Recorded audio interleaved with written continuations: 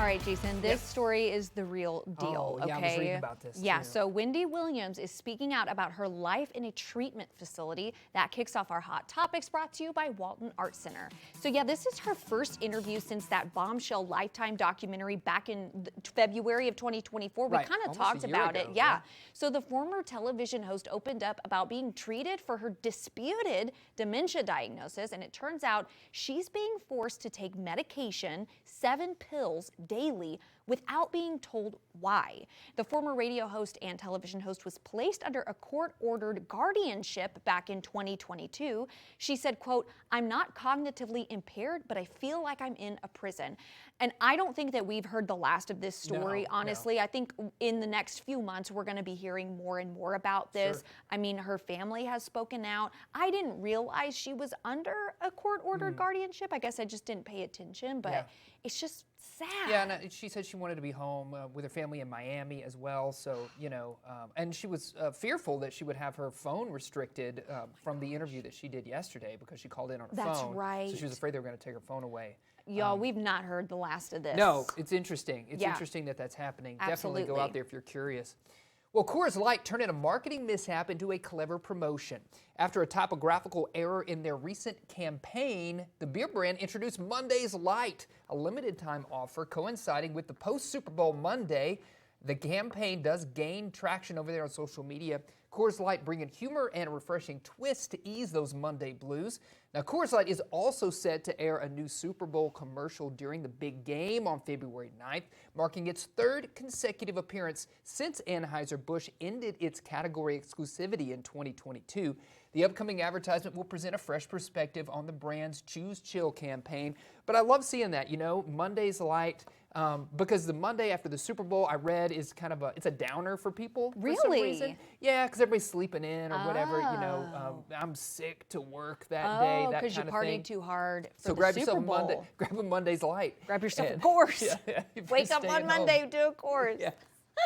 Well, Margaret Qualley says that filming The Substance left her with a face full of pretty severe acne. Really? So yeah, she recalled her experience of having to wear all of those prosthetics in the film. She said in part, at the end, they have all these long lenses from the bottom, talking about the cameras. They couldn't shoot my face anymore. I guess her face was so broken out. Right, so irritated. So the irritation did come in handy when she began shooting her next film, Kinds of Kindness, in which she plays 4 characters, and one of those characters happened to suffer from acne. She said, so the character that has all the acne, that was just my acne from the prosthetics. And according to her, it took her a full year to recover from all of those. And I did a little Google search. Sure. They are graphic prosthetics. I've not seen them film yet, but Right. all of that on her face, I guess, just severely she had a Affected her terrible totally. reaction. We don't think about that a lot. We see these actors going through all of these heavy prosthetics, like Yeah. Colin Farrell recently in The Penguin, all of those hours sitting in that chair, and what that must do to your skin. It's a side of that I haven't really considered in the you might past. sweat and all Yeah. that icky stuff. Yeah. Well, I hope she's doing okay now. Yeah, Recovered absolutely. from that. I know you're excited about this one. Several people here at the studio are. Calling all gamers, this story right here just for you. Nintendo has officially unveiled the Nintendo Switch 2, which is set to release in 2025. The new console features a larger 8-inch screen and redesigned Joy-Con controllers that attach magnetically, enhancing the gaming experience. Importantly, the Switch 2 offers full backward compatibility with existing Switch gamers, allowing players to continue enjoying their current libraries. A Nintendo Direct event is scheduled for April the 2nd of 2025. It's Okay. going to reveal more details, including a new Mario Kart game expected to be launched, but no exact date has been announced yet for the release of the Nintendo Switch 2. So, I like hearing that it's going to be a little bigger, because if you held those Nintendo Yeah. Switches, it's just so teeny tiny. You know like what? I'm a Barbie doll. you know what? We just got our son a Nintendo Switch for Christmas this year. So I'm a little bummed that now they're releasing this Of second course, one. now they found Right. out, Jason Sewell got Right, one. yeah. And released But you're now. so right. When Yeah. you try to play 2 players, those It's like controls are like this. Yeah, too tiny. Yeah, that's it's like right. I'm a giant. Right. Well, former Friends star David Schwimmer had a pretty ordinary job before he became a famous actor. In a recent interview, he revealed that he once worked as a process server when he was about 18 years old, and that meant serving legal papers, including once giving divorce papers to a legendary singer. He said, quote, once, and oh man, thank goodness I've never run into him since, but I served Rod Stewart. What? I don't even know if he knows. I don't think he knows.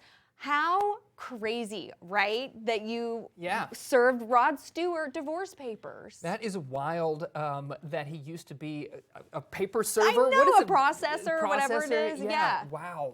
I bet you run into some people who slam the door in your face. I can only imagine gosh, what that does to right? build character. Oh my goodness. Well, built his character all right. Do you That's have why he was so good in Band of Brothers. That's got to be it. Yes. Do you have a favorite David Schwimmer moment?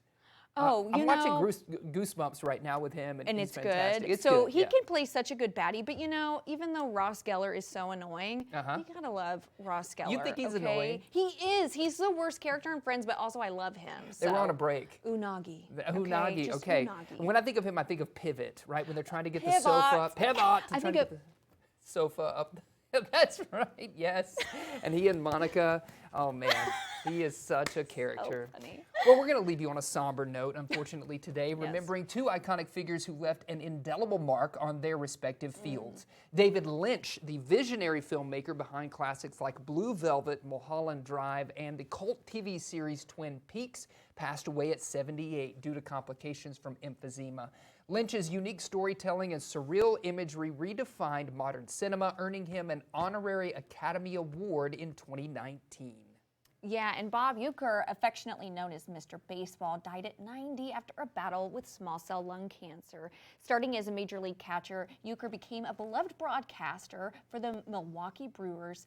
For over 5 decades, his humor and charisma extended to television and film, notably starring in Mr. Belvedere and the Major League movies. That's right. Both Lynch and Uecker leave behind legacies that have profoundly influenced entertainment and sports, reminding us of the enduring impact of their contributions.